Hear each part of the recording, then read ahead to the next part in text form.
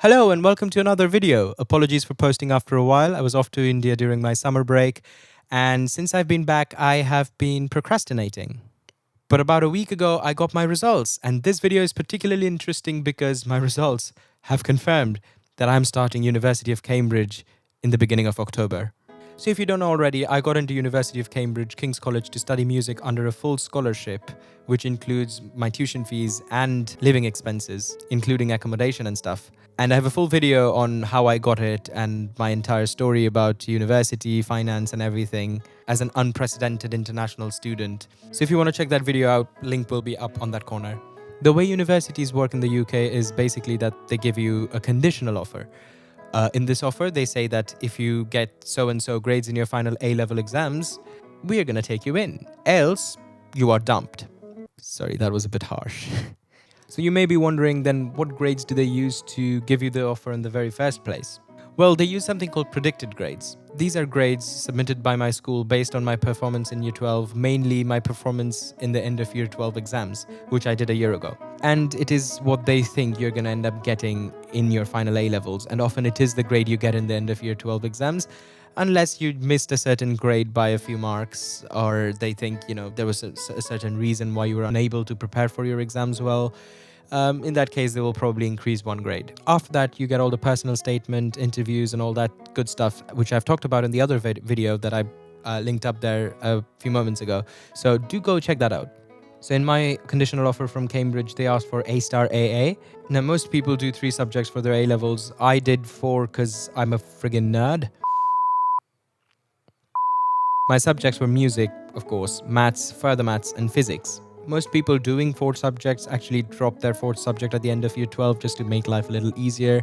But I didn't, because again, I'm a friggin' nerd. The way results day works is actually quite nice, because at 8 o'clock, UCAS, which is the website and the platform you use to apply to all universities and stuff, they let you know which university has accepted you. So after you have received your offers, you basically make a firm choice, which is the university you want to go to, and an insurance choice, which is where you will want to go to if you miss the offer for your main university choice. My firm choice was Cambridge, and my insurance choice was Durham. And at 8 o'clock in the morning, UCAS let me know that I had gotten into Cambridge. As a result, now I could go to school to pick up my results with a lot less on my mind. When I went into school and I opened my results, I found out I got an A-star in music, I got an A-star in maths, I got an A-star in physics, but I got an A in further maths. Now, of course, this is a fantastic result. 3 A-stars and 1 A, and I mean, that's more than what I could have asked for. But I was still a bit disappointed because I missed the A-star in further maths by 4 marks. Yes, even my teachers called me a nerd at this point.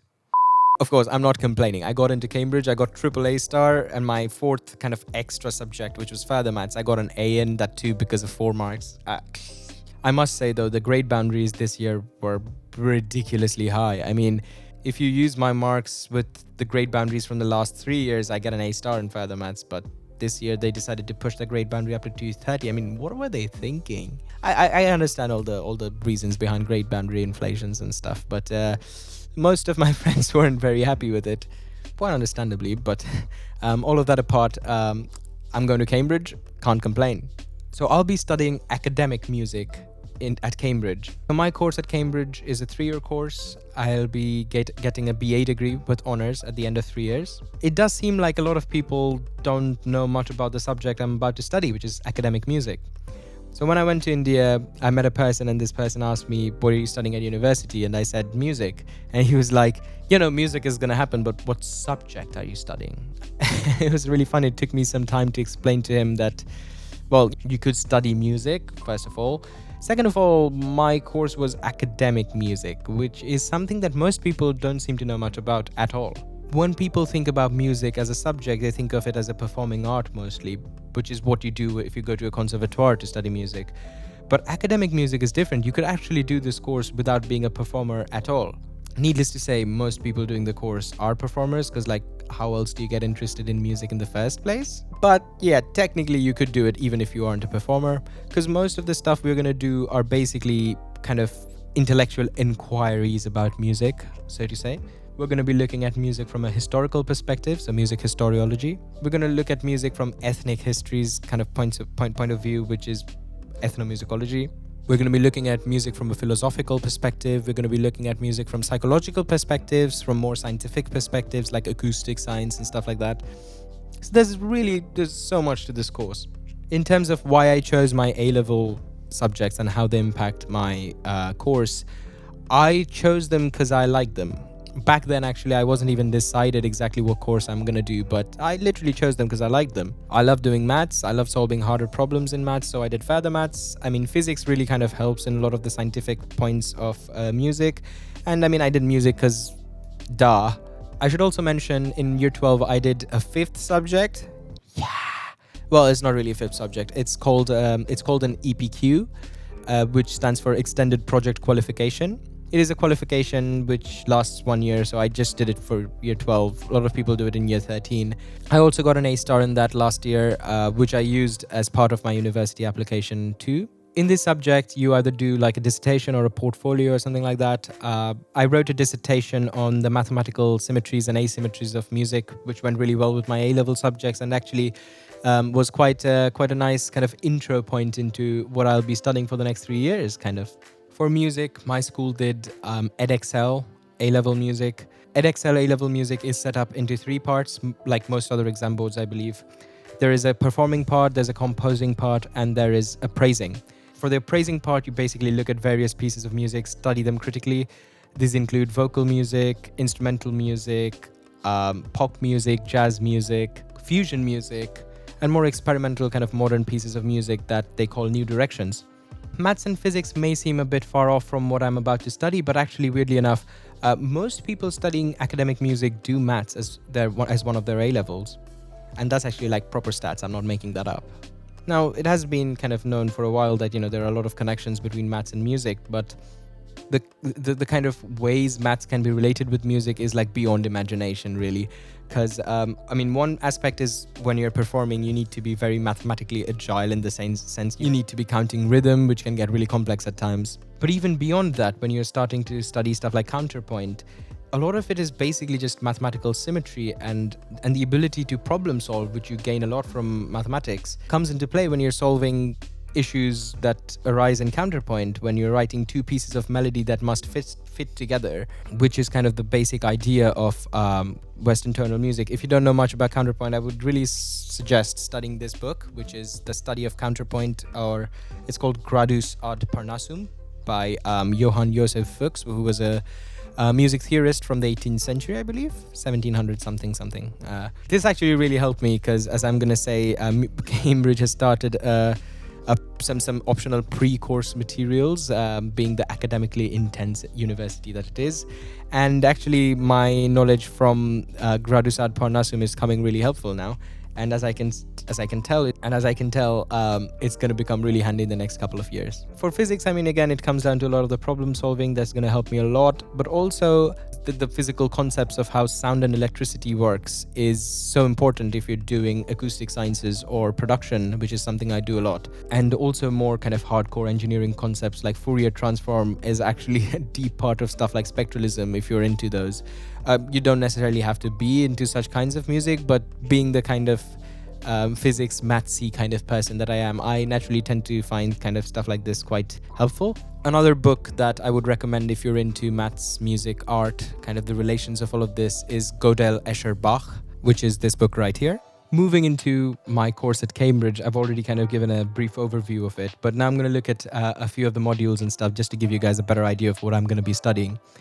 The music course, called Music Tripos at Cambridge, is separated into 2 parts over 3 years.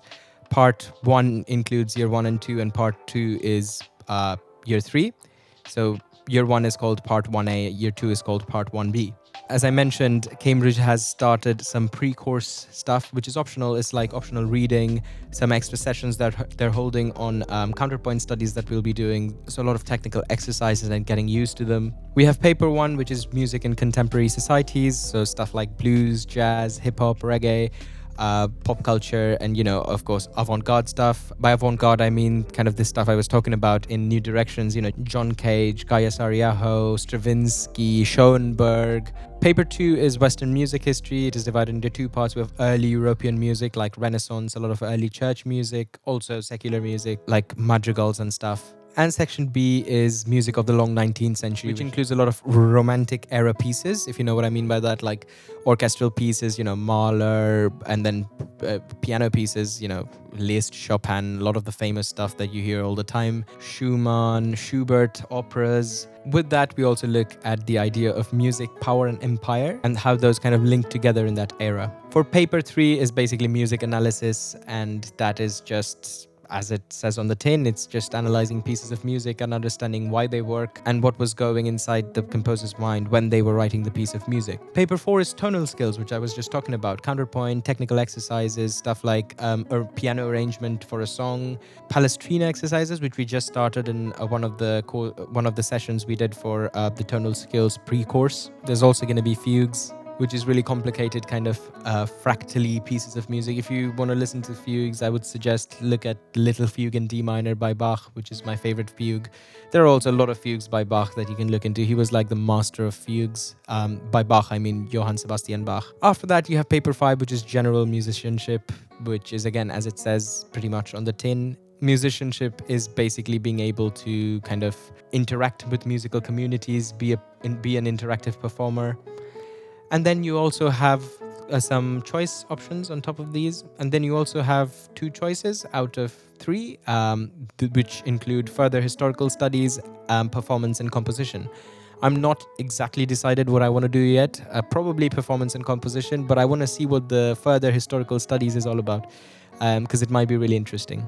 So that is my first year course in a bit of detail. I'm going to put in a little screenshot of what you can expect in year 2 and year 3. You start getting more and more choices in year 2 and year 3 as you start specializing more and more. And then after that, once you do your master's and PhD, if you choose to do those, you specialize even further. Right, so that was a big update video on what's about to happen. Of course, going into Cambridge means a lot of vlogs, looking into Cambridge life, which is very, very exciting. So do not miss out on those. I'll be posting a lot about musical discoveries along the way in my course, in addition to just life at Cambridge, of course. So stay tuned for all of the updates and exciting times to come. Thank you for watching this video, and I will see you in the next one. And soon enough, I will be talking to you through YouTube from Cambridge. Bye-bye.